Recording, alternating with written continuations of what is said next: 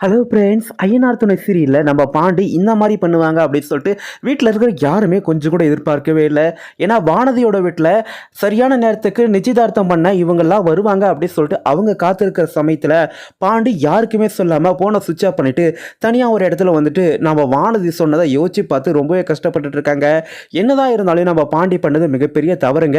அந்த தவறை சுட்டிக்காட்டி நம்ம நிலா என்ன பண்றாங்க, டேய் பாண்டி இங்க என்னடா பண்ற, சீக்கிரம் வாடா போலாம் அப்படின்னு சொல்லிட்டு நம்ம பாண்டிய சரியான நேரத்துக்கு கூட்டிட்டு போயிட்டு வானதியோட வீட்டில் நிற்க வச்சு அது 5:30 to 6:30 அந்த முகூர்த்த நேரம் வந்து முடியறதுக்குள்ள அந்த நிச்சயதார்த்தத்தை முடிச்சு வைக்கிறாங்க நம்ம நிலா.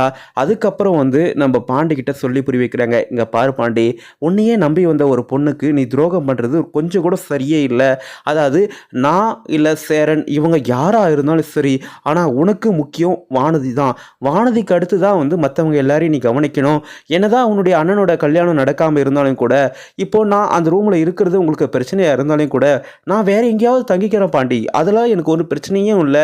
அதே மாதிரி சேரண்ணனுக்கும் வந்து சீக்கிரமாக சந்தாவுக்கும் சேரனுக்கும் கல்யாணத்தை பண்ணி வச்சிடலாம். இது ஒரு சாதாரண ஒரு விஷயம். இந்த விஷயத்தை போட்டு மனசுக்குள்ளே போட்டு குழம்பிட்டு இருக்காது அப்படின்னு சொல்லிட்டு நம்ம நிலா வந்து பாண்டிக்கு சொன்ன பிறகுதான் பாண்டிக்கு நம்ம எவ்வளோ பெரிய தப்பு பண்ணியிருக்கிறோம் அப்படின்ற அவங்க வந்து புரிஞ்சுக்கிறாங்க. சரி, இப்போ வானதியோட வீட்டில் சம்மதம் சொன்னதே மிகப்பெரிய விஷயம். அந்த விஷயத்தை நம்ம நிலா வந்து சொன்ன உடனே நம்ம பாண்டி சந்தோஷப்பட்டிருக்கணும். ஆனால் அதுக்கு பதிலாக இல்லை, இப்போ நம்மளுடைய கல்யாணத்துக்கு என்ன அவசரம் அப்படின்னு சொல்லிட்டு நம்ம பாண்டி வானதி மேலே கோவப்பட்டிருக்க கூடாது. என்னதான் இருந்தாலும் அந்த கல்யாணத்துக்கு அவங்க சம்மதம் சொன்னதே மிகப்பெரிய விஷயம். அதனால் நம்ம பாண்டி இதை வந்து ஸ்மூத்தாக ஹேண்டில் பண்ணியிருக்கணும்.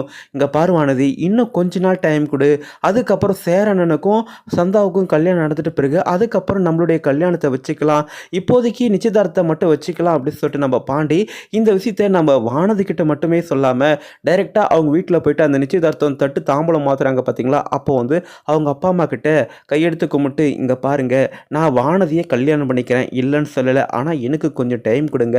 நான் இப்போ தான் வந்து கடையை லீஸ்க்கு எடுத்து அந்த கடையை வந்து சொந்த கடையாக மாற்றிருக்கிறேன். இப்போது அண்ணனுக்கு கல்யாணம் ஆகாமல் இருக்குது. அண்ணனுக்கு கல்யாணம் ஆகிட உடனே அடுத்து நான் வந்து வானதி கழுத்தில் தாலி கட்டுறேன். நீங்கள் தப்பாக நினச்சிக்காதீங்க.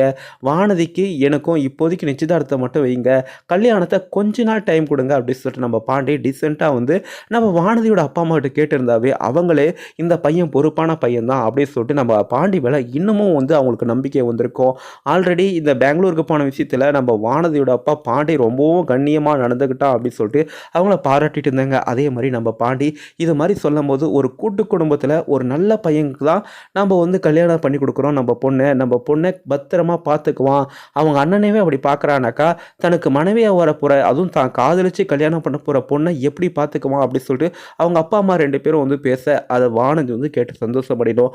ஆனால் அதுக்கு பதிலாக நம்ம பாண்டி ஃபோனெல்லாம் சுவிட்ச் ஆஃப் பண்ணிவிட்டு வானதி இது மாதிரி சொல்லிட்டாளே அப்படின்னு சொல்லிட்டு தனியாக ஒரு இடத்துல போய் இருக்கிறது மிகப்பெரிய ஒரு தப்பான ஒரு விஷயம். சீக்கிரமாக நம்ம நிலா என்ன பண்ணணும், அந்த நிச்சயதார்த்த டைம் முடியறதுக்குள்ளே நம்ம பாண்டியை கண்டுபிடிச்சி அந்த இடத்துக்கு கொண்டு போய் மாப்பிள்ளையாக நம்ம பாண்டியை நிற்க வச்சு இன்னும் கொஞ்ச நாள் டைம் கொடுங்க அப்படின்னு சொல்லிட்டு நம்ம பாண்டியே வந்து அவங்க அப்பா அம்மா கிட்ட பேசினா ரொம்பவே சூப்பராக இருக்கும்னு சொல்லிட்டு தான் நான் நினைக்கிறேன். நீங்கள் என்ன நினைக்கிறீங்கன்னு சொல்லிட்டு உங்களுக்கு எதுன்னு கற்றுருந்தா கமெண்ட் பண்ணுங்கள். அதுக்கு முன்னாடி நம்ம சேனலை சப்ஸ்கிரைப் பண்ணிக்கோங்க. தேங்க்ஸ் ஃபார் வாட்சிங். நன்றி.